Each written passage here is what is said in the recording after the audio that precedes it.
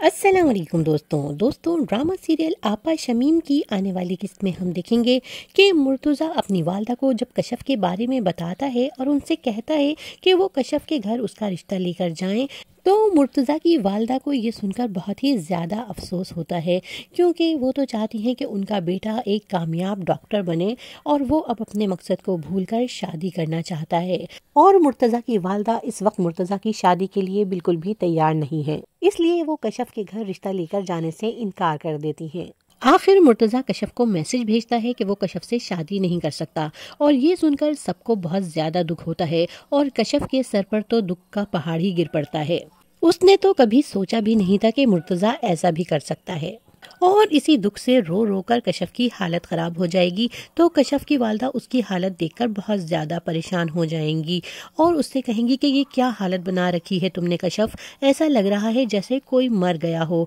तो कशफ का तो मोहब्बत पर से एतबार ही उड़ जाएगा और वो बड़े दुख से कहेगी कि मौत ही हुई है अम्मी मेरे एतबार की।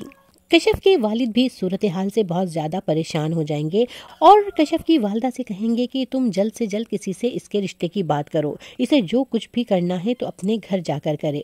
और दोस्तों, इस ड्रामे की आने वाली किस्त में हम देखेंगे कि सायरा जब दूसरे दिन रज़ा से घर जाने की इजाज़त मांगेगी तो रज़ा उसे जाने से रोक देगा और कहेगा कि मैं बहुत अच्छी तरह से समझ रहा हूँ तुम्हारी ये ड्रामेबाजी, तुम अपनी बहन की खुशियों में शामिल होना चाहती हो, इसलिए तुम वहाँ जाने के लिए मचल रही हो। और रज़ा सायरा से कहेगा कि आज से तुम कोई ताल्लुक नहीं रखोगी कशफ से और अपने घर भी नहीं जाओगी। तो सायरा कहेगी कि ये तो ज्यादती है, क्या मैं कशफ की वजह से अपने वालिदैन को छोड़ दूं? तो रज़ा बड़ी बेहिसी से कहेगा कि तुम इसे ज्यादती समझो या कुछ और, ये मेरा आखिरी फैसला है। और साथ ही रज़ा सायरा से कहेगा कि और अगर फिर भी तुम जाना चाहती हो तो शौक से जाओ, मगर याद रखना इसके बाद इस घर में तुम्हारी वापसी नहीं होगी। और जब ये बात आरफा बेगम को मालूम होगी कि कशफ किसी लड़के को पसंद करती है तो उनको तो मौका मिल जाएगा कशफ के घर वालों को बेइज्जत करने का, और वो गुस्से से बेकाबू होकर शमीम के घर पहुंचेंगी और शमीम से कहेंगी कि किस दुश्मनी का बदला लिया है तुमने हमसे